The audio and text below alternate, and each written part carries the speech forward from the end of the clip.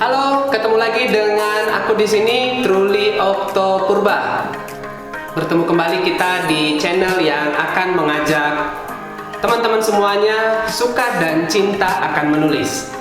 Nah, di episode kali ini aku mau berbagi kepada teman-teman semua tentang menulis opini. Ya, menulis opini. Ya, opini itu adalah salah satu jenis karangan semi ilmiah ya yang memadukan fakta dan juga pendapat pribadi ya. Nah, sebelum sampai ke praktek ya, aku mau kasih gambaran dulu ke teman-teman apa yang akan aku bahas di video kali ini ya. Ada dua hal yang akan dibahas ya. Yang pertama yaitu langkah awal menulis opini, dan yang kedua yaitu tahapan-tahapan menulis opini.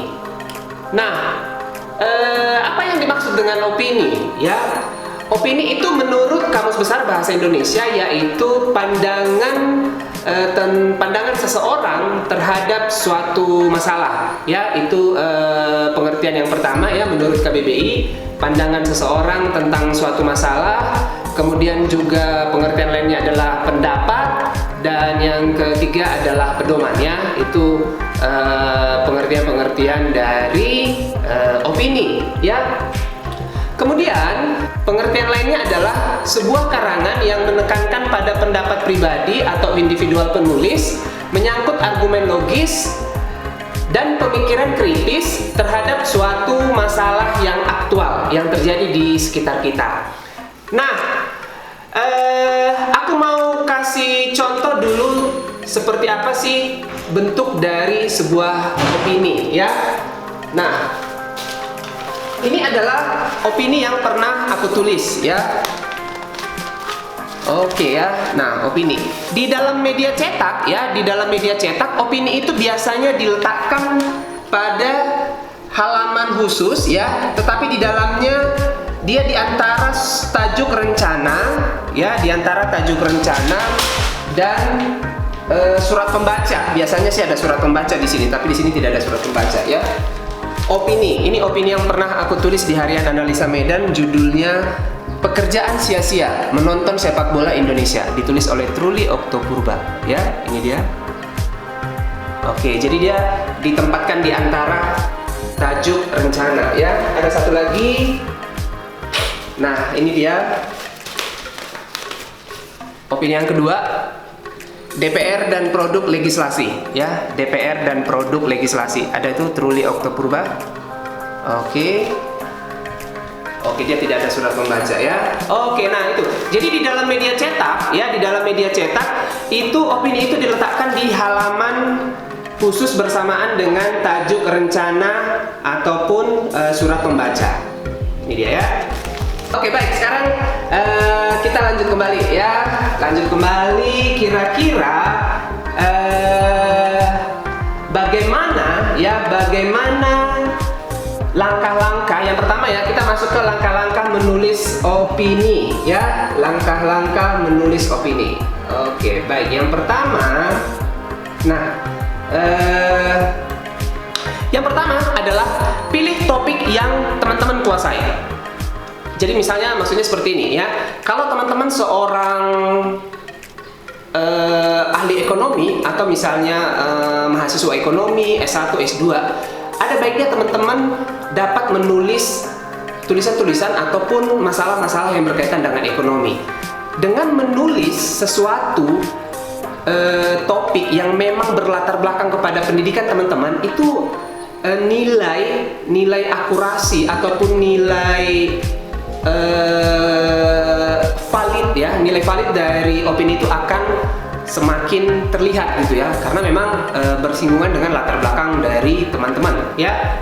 Itu dia ya. Jadi kalau misalnya teman-teman ahli sosial gitu atau juga lulusan sarjana sosial, maka teman-teman dapat menulis menulis opini tentang sosial juga ya. Nah, kemudian yang kedua yaitu pilih topik yang sangat teman-teman minati. Nah, beda dengan yang pertama ya.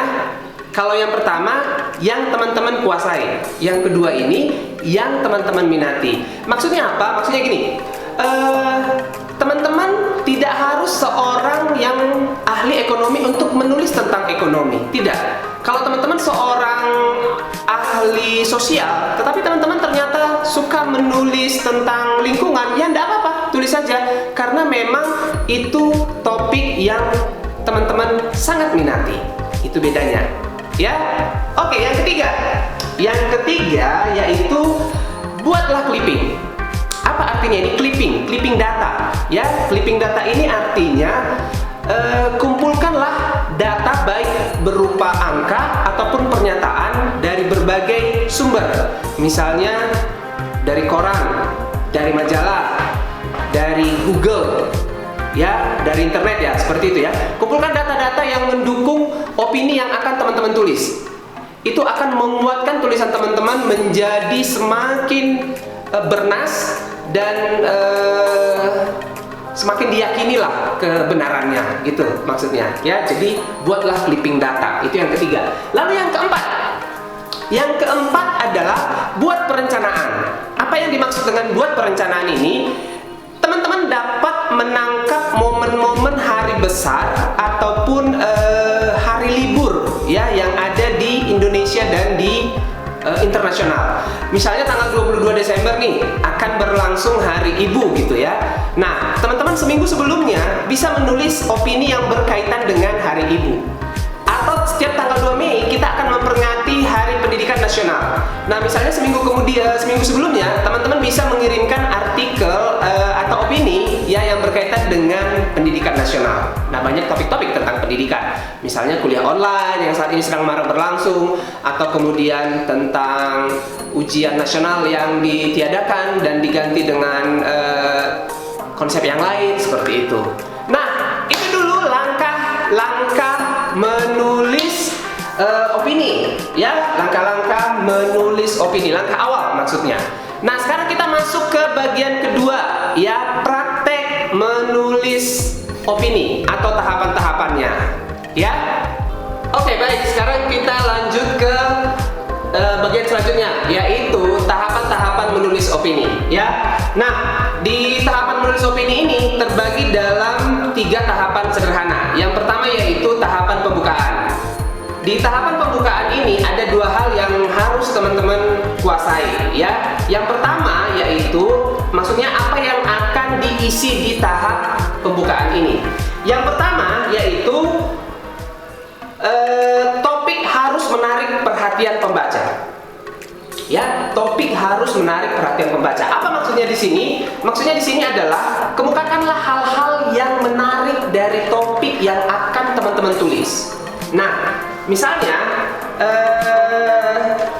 aku akan menulis tentang ini, DPR dan produk legislasi ya. Nah, apa yang menarik dari sini? Topik ini sangat menarik waktu itu ya, di tahun 2019 ya. Karena waktu itu kan DPR sangat sedikit menghasilkan produk legislasi. Ini yang menarik ya. Bayangkan dalam 1 tahun mereka hanya dapat menghasilkan ya tidak lebih dari 10 produk, misalnya produk legislasi gitu ya.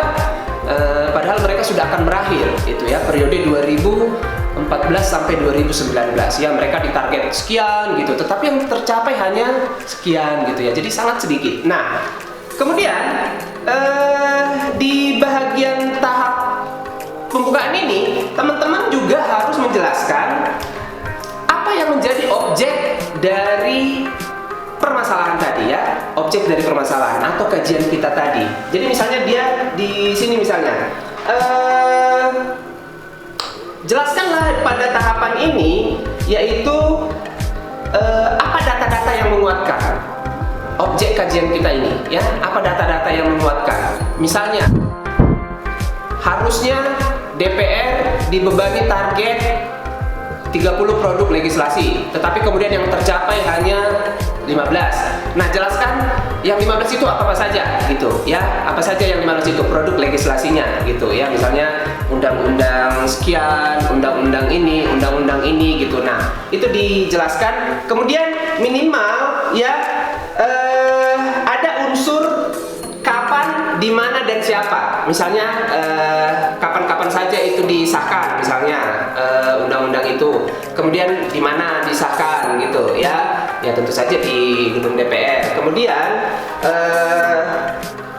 siapa saja yang terlibat ya. Misalnya apakah ada terlibat akademisi, apakah ada terlibat juga masyarakat yang lain atau lembaga-lembaga lain untuk membahas undang-undang tersebut atau rancangan undang-undang tersebut. Tahap kedua yaitu tahap tengah ya, tahapan di tengah ya. Yang pertama kan tahapan pembukaan, baru kemudian ini tahapan tengah. Nah, tahapan tengah ya, jelaskan di sini di tahapan tengah ini kita akan menjelaskan lebih lanjut ya, apa masalah dan kenapa ini harus kita angkat ya, apa masalah di dalam topik kita ini secara lebih rinci ya, kemudian kenapa ini harus kita angkat masalah ini ke dalam opini kita. Misalnya gini, apa masalah yang akan terjadi selanjutnya, artinya ini ya, misalnya kan gini, di dalam produk legislasi ini kan, kalau hanya setengah misalnya dari target produk legislasi yang akan diselesaikan, apa masalahnya? Dampaknya apa? Gitu. Ya, ini kan tentu akan berdampak kepada DPR periode yang akan datang gitu ya. Mereka akan dibebani misalnya dengan tugas yang tentu saja tidak mudah gitu ya. Kemudian pembangunan juga kan akan terkendala ya. Program-program juga akan terkendala gitu ya. Seperti yang kita tahu misalnya saat ini kan RUU PKS penghapusan kekerasan seksual itu kan tak kunjung dibahas ya. Apa yang terjadi? Akhirnya nanti dampaknya adalah program-program penuntasan kasus-kasus kekerasan seksual itu tidak akan kunjung selesai karena tidak ada undang-undang yang memayunginya gitu, yang mengayominya gitu. Tidak ada undang-undang yang menjadi dasar untuk melaksanakan penghapusan kekerasan seksual ya. Nah, kemudian di tahapan tengah ini ya, di tahapan tengah ini misalnya gini ya, di tahapan tengah ini jelaskan juga lebih rinci, misalnya kalau ini tidak dijalankan ya, kalau ini tidak dijalankan, misalnya masalah yang kita kemukakan ini tidak dijadikan perhatian, maka akan banyak orang yang dirugikan ya. Tentu tadi misalnya dalam kasus RUU PKS tak kunjung dibahas dan disahkan, maka siapa yang dirugikan? Yang dirugikan tentu saja korban ya, perempuan, anak-anak yang menjadi korban kekerasan seksual itu kan akan menjadi semakin menderita karena kasus-kasus mereka akan hilang dengan sendirinya atau bahkan tidak pernah ditangani dengan maksimal oleh penegak hukum dan ataupun negara ya, seperti itu ya. Oke, lanjut kita masuk ke tahap yang ketiga yaitu tahapan akhir atau tahap akhir. Nah, apa tahap akhir yang akan dibahas ini ya? Tahapan akhir ini maksudnya apa saja isinya gitu ya. Nah, ingat, kalau kita sudah memberikan masalah, maka harus ada ya solusi atau jalan keluar. Itu maksudnya ya. Kalau kita sudah memberikan masalah di dalam sebuah opini, maka harus ada solusi atau jalan keluarnya ya. Nah, artinya di bagian ke tahapan akhir ini teman-teman harus menjawab masalah ya. Nah, untuk menjawab masalah, apa yang harus dilakukan? Berikanlah solusi-solusi konkret terhadap masalah yang sudah teman-teman sampaikan di dalam tulisan atau terhadap masalah-masalah yang ada di sekitar kita ya.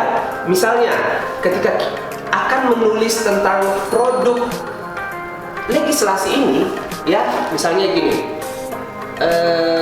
aku nih menulis tentang DPR dan produk legislasi, kira-kira DPR periode 2014-2019 yang akan berakhir ya sekitar 4 bulan lagi ya, dari bulan Januari. Tulisan ini kan terbit 10 Januari 2019, jadi mereka ada waktu sekitar 4 bulan lagi ya, atau 3-4 bulan lagi. Nah, artinya aku memberikan saran atau solusi dalam tulisan ini, DPR harus kebut ya, kebut setiap hari, setiap saat untuk menyelesaikan target dari produk legislasi yang sudah dibebankan kepada mereka. Itu salah satu solusi ya.